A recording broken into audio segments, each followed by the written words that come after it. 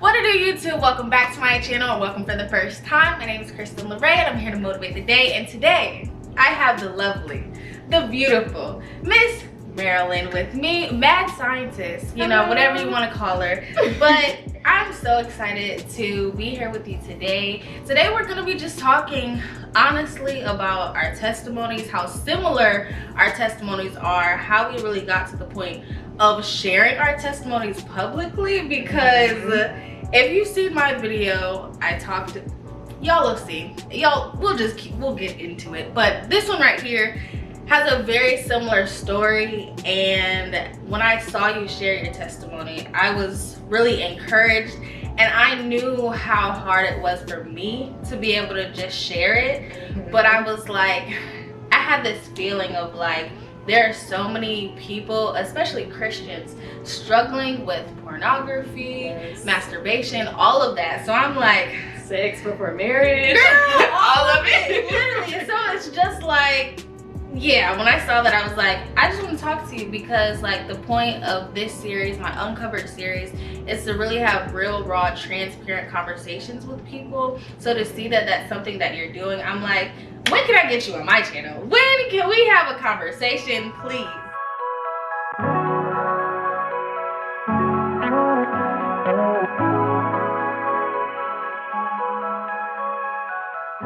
So the way that I always like to start it is I have this game. It's called We're Not Really Strangers. Okay. So there are 3 different levels. So there is the first one, which is perception. The second one is connection. And then the third one is reflection. So I want to connect with you today. Okay. So we're going to start by doing connection.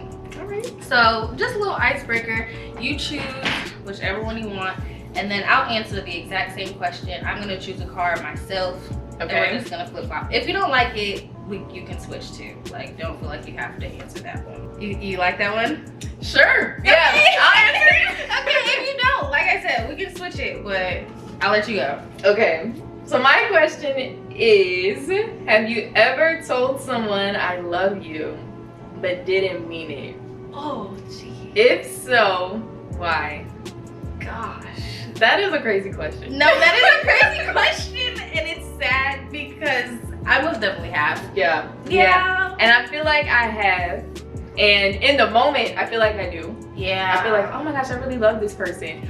But the more I start learning about God and God's love, I look back and I'm like, there's no way I love them like that. And then just thinking about maybe the relationship ending or something, I think about, well, if I love them,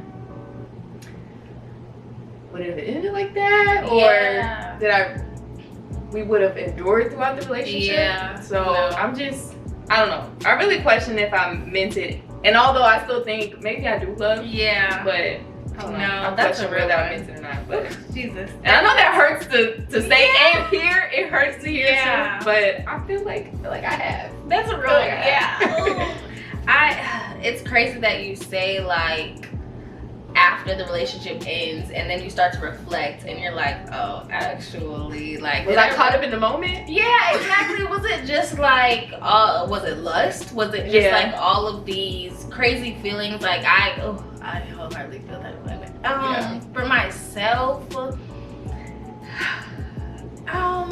probably, I mean, I can go as deep as you in the sense of like, I've been in past relationships and I'm like, oh my God, I love you. I'm so infatuated with this person. Yeah. But then I look back, the relationship ends, and I think about the feelings that I have afterwards. And hate is a really strong word, so I'm not gonna say hate, but the anger that I feel after, and I'm like, okay, if I'm really feeling these feelings and I can neglect everything that happened throughout the entire relationship, like, did I really love you? So in that sense, it's like, I know for a fact, maybe I really didn't love that person, and it felt that I did. But I've also been like, to not make it as deep, there have been times where people use that word so loosely.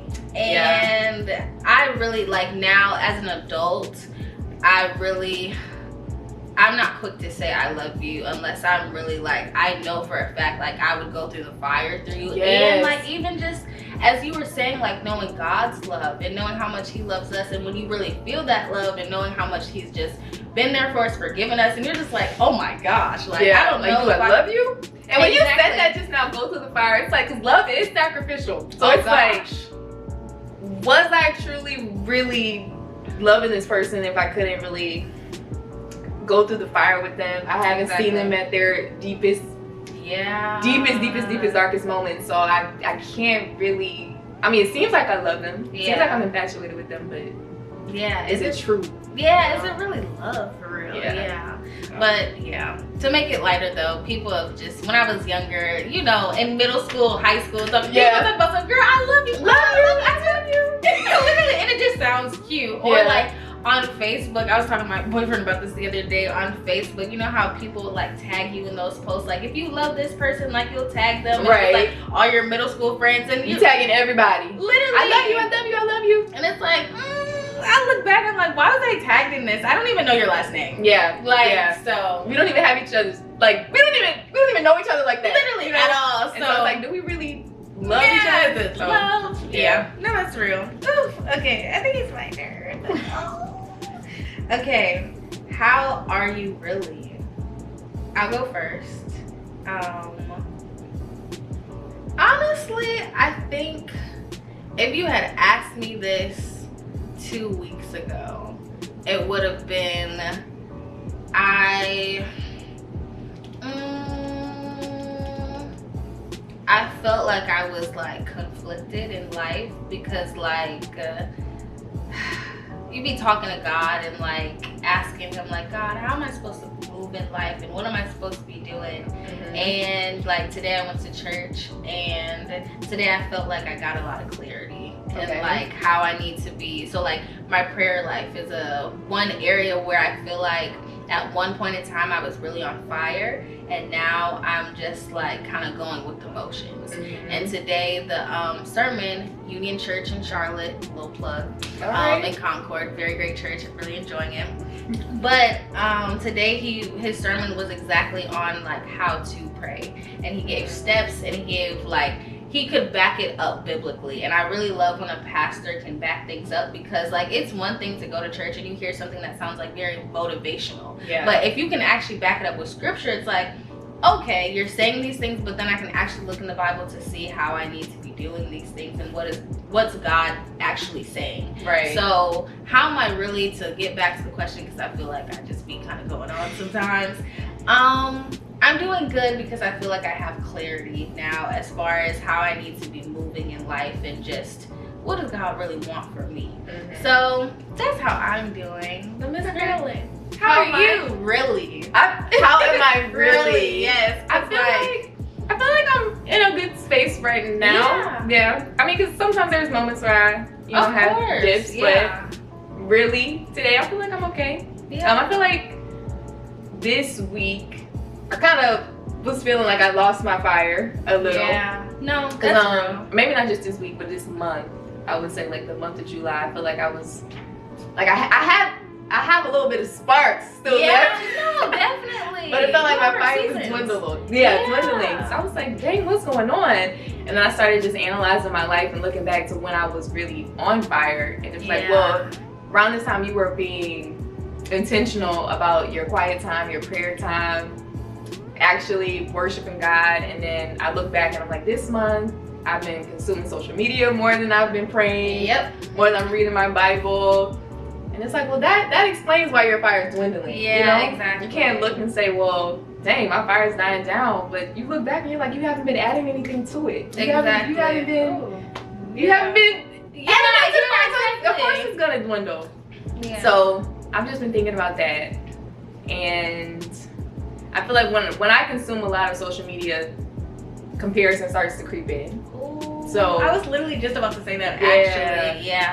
So I feel like I'm okay, but the fire and the comparison has been creeping in because I've been consuming too much of the one thing, you know. So. Yeah, and you just see too much on social media. It's just easy, especially when like a lot of people are you're following a lot of your peers. So you're seeing what they have going on. So then you're just like, well, dang, like I wish I was where this person was. Or just seeing everybody, especially like Instagram, everybody, they just show you the pretty. Like you don't actually get to see what people are, what's actually inside of people. Because it's funny, somebody recently was like, on Instagram your life looks so cool, and I'm like, I mean, thank you, I appreciate that, but like I also just be chilling. Like I really like it. It seems like stuff's going on because we're just posting the highlights, like just the reels. You want the page to look cute. Exactly. You want a nice little music going on with a nice aesthetic. So of course you're not, and you can only post some little pictures, 10 pictures at a time, little reel.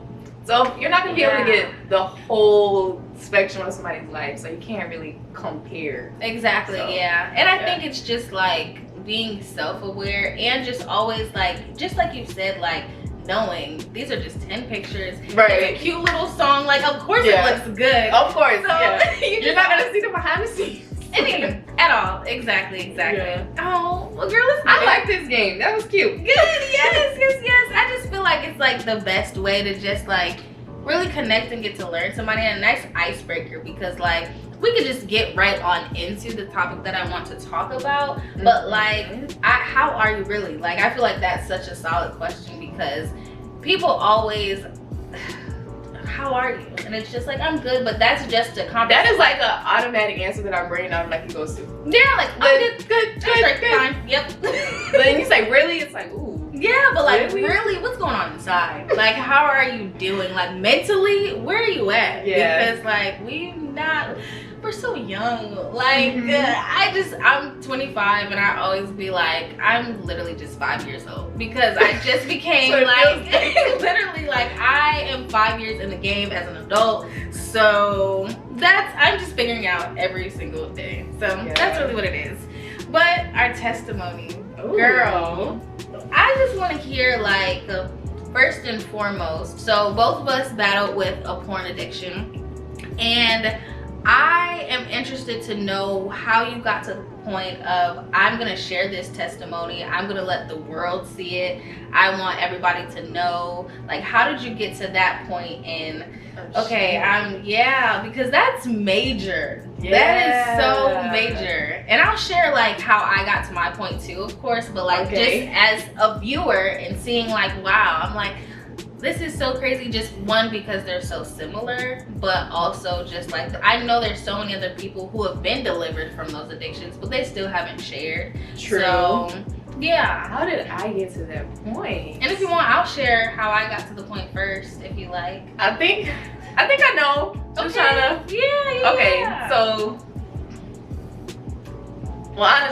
this is, porn addiction thing is something that it isn't talked about a lot at all, especially in the church. Oh my goodness. When you said Austin had was talking about it, I was like, that was my first time hearing about it. And I was like, in being because I used to go to Austin Smith's Bible studies when he was at Winthrop, and when he said, I remember there was a night where I could not stop watching porn. In my head, I was like, he can say that?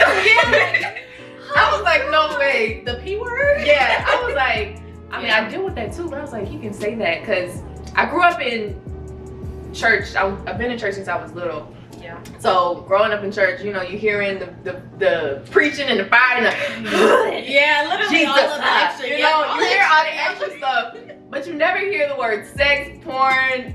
I mean, sometimes they may say somebody been strung out on drugs, you know, but they don't really talk about those stuff, so it kind of feels taboo. Or even just, they might say something, but there's never like the steps or like how to like, it's just, that's bad, you don't need to do it. You don't need to do it. So then you feel shame, and then and then they never, none of them had, I've never heard, until that time I went to Austin's Bible study, where I've never heard anybody talk about, I used to struggle with any of those things. I'm like, dang. Yeah, that's crazy that he shared it. But hearing him say that really sparked something in me. I had that gas moment inside. I was like, wait, you can say that. And then I remember being at one of the Bible studies, and for the very first time, I said out of my mouth, because he had a part where we can go up and ask a prayer, and I remember saying, I deal with that too. kind of set it off. I was like, I struggle with that too. And I remember him praying for me. And I remember listening to a podcast I used to listen to a lot. The Blessed and Bossed Up podcast with Tatum Tamia.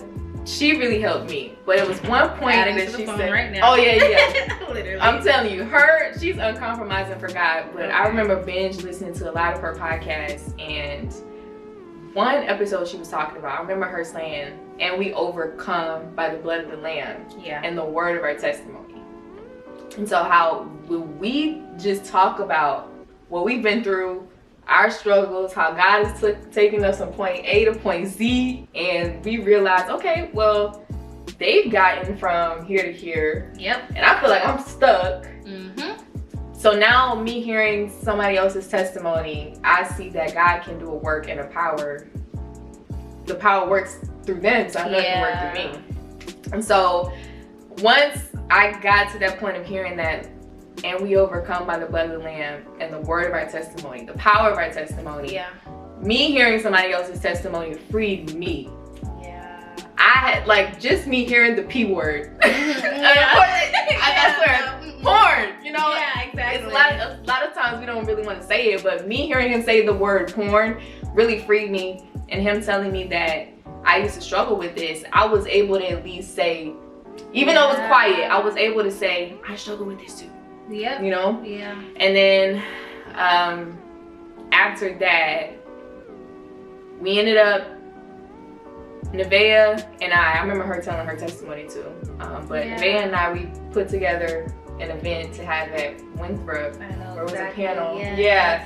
And that was the very first time that I said out loud, because I knew for when I was still, in this time I was still struggling with porn addiction. But I feel like I was towards the end of it. Because I finally said it out loud, and I was like, dang, I remember hearing I'm gonna have to tell this one day. Just hearing that scripture, we overcome above the land. So I know I'm gonna have to speak up about this, just so other people can hear. She's gone through this and God has brought her through it. So being on the panel, telling it and hearing it from other people and then telling my story, that was my first time going from start to finish. Yeah. From daycare age all the way up. Yep. Just laying it all out of what I've been through, and just knowing that we don't go through any of these things just for ourselves, but it's to show other people that it can be done. You know. So that's how I got the power, and I don't think about myself whenever I share my testimony, because to be honest, I could go the rest of my life without talking about me, you know? I'm good. I don't really gotta dive deep into all the nitty gritty. But if you've ever dealt with any type of addiction, if you've ever dealt with porn addiction, and you just Google how to stop watching porn, there are a lot of people who are Googling this. Sometimes you don't even get the whole word out. Exactly, because everybody else is Googling it. You go on Reddit, you go on YouTube, and you see the list of comments. Hey, yo, bro, I've been watching porn, I can't stop. It's been 2 days. I can't, I need your help. I've been praying, but I keep going back to. The comments are flooded. People are going everywhere, all different ways. And I know one community I came across was the no fat community. Yeah. And then they're talking about it. People in the comments talking about it. With that community. Okay. It doesn't. But regardless, it's their point of and that's their goal, to stop watching porn. But I feel like it's more work based and more. You just gotta do it. It's more disciplined, but not the power of Jesus. You know. Exactly. Yeah. And you have to get freed from, because you can do so much work. You can, from this time to this time, I'm not gonna have my phone near me. Right. There's so many practical steps, but the yearning, like you said in your video, the seed is still planted and it's rooted inside of you, and the only way for you to be freed from that is from the power of the Lord. There's no other way. Yeah. Oh my goodness. And so, and it shows me that people are looking for somewhere. Exactly. So they find a community like that. I'm not saying it's 100% bad. Yeah, exactly. It's gonna fail at some point because you're putting all your strength in you. You know. Yeah. So me getting to the point of telling my testimony is realizing it's not about me. It's about those people who are behind closed doors. I was the person who was Googling I started watching porn. I was that person. And I honestly, if I could go back and pull up how many times I've searched that since the time I was little up until now, I would be amazed about the number that I did watch. Is watching porn a sin? Just always sin, all of you know? that. Even just this masturbation is sin. Because so it's not sex, but I know, and we start making justifications for it. Exactly, and it's just like, but then it's even just like, okay, you can have a thought, but then the act, it's just all of it in the Bible. It's proven in the Bible that yes, it is a sin, you shouldn't be doing it. Right. But Lord, like all of the justifications that we try to make for ourselves, oh my goodness, there would be so many nights where, one, even before I get into my testimony, so from like 11 up until recently, I was delivered. And when I tell you, I would watch porn and then afterwards I would feel so much guilt and shame, and I'd be like, how in the world do I get out of this? Like, I don't understand. I would go to church, and like similar to you, I was at a service one day and the pastor spoke on pornography, and she touched on it like slightly, but then I remember she was like, but you can be freed from this, and I'm just like, similar again, like, porn, did you just say that out loud? Like, I'm like, and it's like, y'all, you're dealing with it in your home anyway. Literally. Why are you not talking about it? Exactly. And just like the shame that you feel, I didn't go to anybody about it. I was like, my family, y'all need to know, like, none of it. But again, to your video too, hearing, once you are freed from it and like you start to talk to people, you'll see like, this is a generational thing. This was planted before I was even born, and now like I realize it's my duty to break that curse. And it's just like, I don't want my children to have to deal with this or any of that. But again, going back, I'm in church, I hear that, and I'm like, okay, I gotta talk to this pastor afterwards because I'm sick and tired. I need to see that lady. Literally, like, I need to talk to you. That one right there. You got a book? Okay, how much is the book? I'll pay whatever. So then, like, I get the book, I read, and then afterwards, like, it was like nothing. Like, I still am falling back in that same sin. And recently, fast forward, I was just like really deep in it. Like, I was just like, I'm watching this, I don't care, God, I feel bad afterwards, maybe if I pray I'll feel better, like just all of the excuses. And then I started really diving deeper into my relationship with God, and I was praying and I was like, God, I don't want this on me anymore. Like, this just feels dirty, this feels wrong, and I don't want to be a slave to this sin anymore. And I just remember hearing like, you're gonna have to share this testimony, and you're gonna have to talk to your family, and that's how you're gonna be free. And I'm like, oh God, like, in my platform is all about being real, raw, transparent, and I'm like, wait, whoa, no, but like, I wasn't fully living in my truth though. So then I remember like, this was like on a Friday, that next Friday, like this whole week, I fasted, and I was just like, God, when I tell the power of fasting though, oh my goodness. I'm telling you, you can pray for years, but it is something that happens when you just say, you know what, I'm just not gonna eat. I'm going to just fast. I have to dive deep, and it's not even necessarily like, for me, I was smoking weed heavily. So I was like, this whole week, I'm not doing that. Like, Lord, I'm giving it to you, and then this time when I really want to do that, I'm just gonna pray, and you're gonna tell me what to do. He told me what to do in the jump, but I'm just like, no, Lord, I need confirmation. Like, I need to know for sure, because I do not want to share this at all. And by the end of that week, it was like, you have to talk to your family. You have to, and when you have this conversation, you'll be so free. And I went to my family, and I told them, and it was so funny because the whole time I was so nervous and I was so scared, and they welcomed me with like open arms, and they're just like, it's just the simple fact that you were brave enough to even tell us, like, and I was like, oh my God, you guys love me, like, this is, but to know that like I had been dealing with that for years, but I have people in my corner who are willing to just listen to me and even give me advice, but I was just so rooted in that guilt and shame. That is crazy. Like, just to know how guilty that we feel, but being delivered, it's possible. It happens, you can do it, like, but for me, it was, I had to be honest. and I had to come to the people who were in my corner and Jesus. So similar, like the power of the tongue. Are you actually speaking? Are you talking to people about this? So it's crazy how different everybody's story is, but also so similar. We're all dealing with these issues, but we all feel like this shame and this guilt afterwards, and it's just like, Lord, you have to come to the people that are in your life. You have to.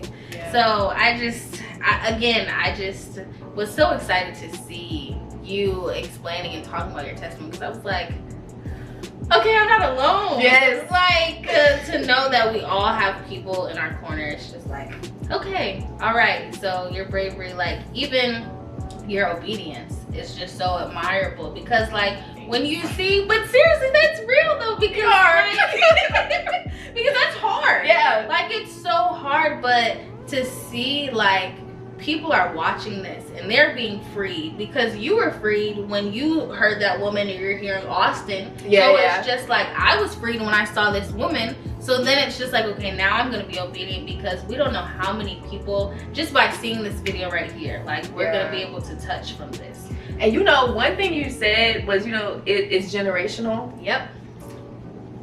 And because this happens behind closed doors. Yep.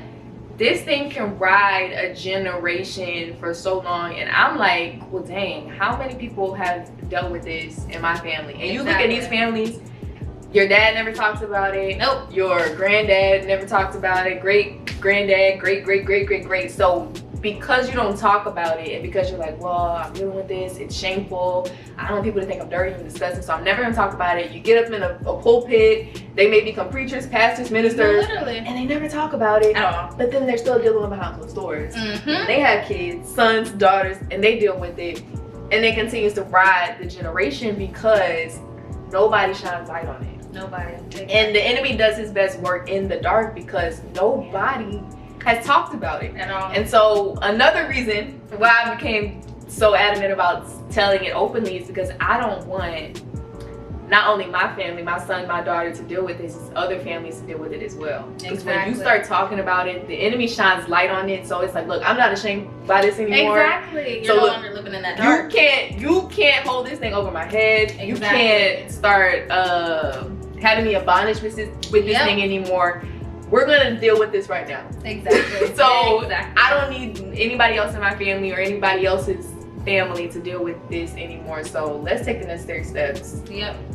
To have this thing be done with. Exactly. So, so beautiful. But I think so many people, like, they're rooted in that shame. So it's just like, I just can't. But the freedom that you feel afterwards once you tell people, it is a big weight that comes off. Literally, it's just like, and you know, dealing with it for years, and then you say it one time and you're like, oh, like I know, even though you might have whispered it, just that one saying it, like you're just like, oh, okay, I'm not alone in this. And first it starts as a whisper, and you're able to say like maybe 2 words. Then it starts as, you know, your voice is a little louder. Yep. You're able to say a little bit more.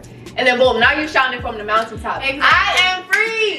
You know? Exactly. No more porn for me. Right. Literally. Oh my goodness. Right. So I have some questions with my uncovered jar. Okay. We might have answered some of them because we've just been talking. Okay. But you will answer one and then I will answer another. So whichever one you want to. You pink and I will do. When did you know you were delivered? I knew I was delivered when I could talk about it. Yeah. And I knew that one thing I kept saying to myself was I didn't know what the responses were going to be. But I knew that if it were to be bad or just not go my way, I knew I was like, nobody can make me feel ashamed by somebody I no longer am. Oh. If I feel any type of shame, I know it's because you still feel like you're bound by the addiction. You still feel like you're still that same person. Yeah. But I don't feel anything. I feel so free to the point where I'm like, you could talk about me. I feel like when I'm talking about a porn addiction, I'm talking about a girl who is dead. Exactly. No longer exists. She doesn't exist anymore. But I can talk about it and say, yeah, she used to be that. Yeah, that was Merilyn. I'm talking about Merilyn 1.5, but now this is in a whole nother version, you know? Exactly. So that's dead. So I know I'm delivered whenever I can just feel like I'm not talking about somebody who I am right now, but I'm like, I'm I'm talking about somebody who doesn't exist anymore. That's real. That's good. So. I think for myself, when I knew that I was truly delivered, I was tested. Okay. So I was on social media and I saw something, and my immediate response was like, okay, you have to get off of this, because if you scroll at all, you're gonna be right back to where you once were and feeling that same guilt and that shame. And I didn't know if I would be comfortable enough to go back to my family or anybody after I'd already said I've been delivered from this. And it was just an immediate like, all right, we just have to get off of this, get off the app entirely. And now I'm good. It's just like those moments where it's like, okay, you say that you're delivered, you say that you're good and you're free from something, but then when you're actually tested, how do you respond? That's true. So in that moment, I was like, we gotta get off of here. We gotta go. Yeah, but even just speaking about it openly too, because making this video, if you would have asked me a year ago, no. There's absolutely no way that I would have thought that I'd be at the point that I am right now, because after I would watch it, I would feel that shame and that guilt, and I'd be like, oh, there's no way. I can't go to anybody. So now that I can talk about it openly, similar to you, it's like, okay, yeah, God, you are so good. Yes. Because like I never thought I'd be at the point that I am right now. Right. So I think that's how I knew officially that I was delivered. So yeah. Okay. My turn.